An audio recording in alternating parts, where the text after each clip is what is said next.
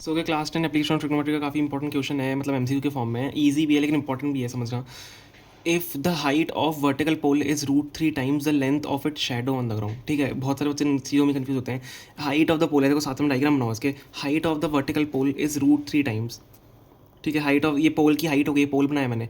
ठीक है, the length of it shadow, मतलब शैडो एक पड़ रही होगी इसकी, यहाँ पे बना देते हैं शैडो। इसका मतलब यहाँ पे कहीं सन या होगा या कोई लाइट सोर्स है। ठीक है, वहाँ से शैडो पड़ रही है इसकी, समझ में आ गया। तो ये क्या दिया हुआ है, if the height of the vertical pole is √3 times the length of it shadow on the ground. मतलब अगर मैंने लेंथ ऑफ शैडो, ये शैडो होगी, ये शैडो की पोल की, अगर मैं शैडो को एक्स ले लिया तो ये जो हाइट ऑफ द पोल है वो क्या है, वो √3 टाइम्स है इस लेंथ की। तो इस टाइप से आपको डायग्राम बनाने होते हैं, ध्यान से आप पढ़ोगे तो समझ में आएगा। If the height of the vertical pole is √3 times the length of the shadow on its ground, समझ में आ गया। Then the angle of elevation of the sun at that time, इसका मतलब सन ही है।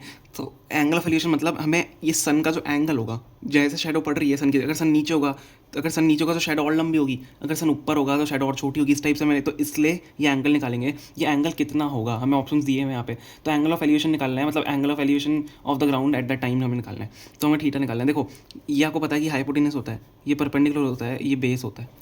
ठीक है, तो परपेंडिकुलर अपन बेस मेरे को दिख रहा है, या पर बेस और परपेंडिकुलर दोनों मेरे को चीज़ें दिख रही हैं, तो मैं क्या लगा सकता हूँ यहाँ पे। अगर मेरे को मैंने टैन थीटा लगा दिया, आपको पता है टैन थीटा क्या होता है, परपेंडिकुलर अपन बेस होता है।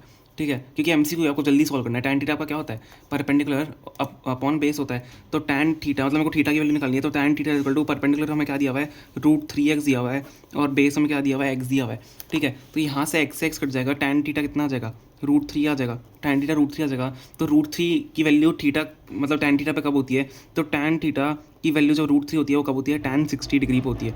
तो टैन ये क्या हो जाएगा, theta is equal to 60 degree, हमारे यहाँ पे आंसर आ जाएगा। ठीक है, समझ में आ गया। मतलब मेनली इस क्वेश्चन से आपको लैंग्वेज से आपको डायग्राम बनाना है, वो काफ़ी इंपॉर्टेंट है। अगर वही आपने गलत आ गया तो क्वेश्चन आपका गलत हो जाएगा। थीटा 60 डिग्री आ गया हमारे पास, तो हमारा ऑप्शन क्या हो गया, हमारा ऑप्शन सी हो गया करेक्ट। ठीक है, यही आपका आंसर था। Thank you so much for watching.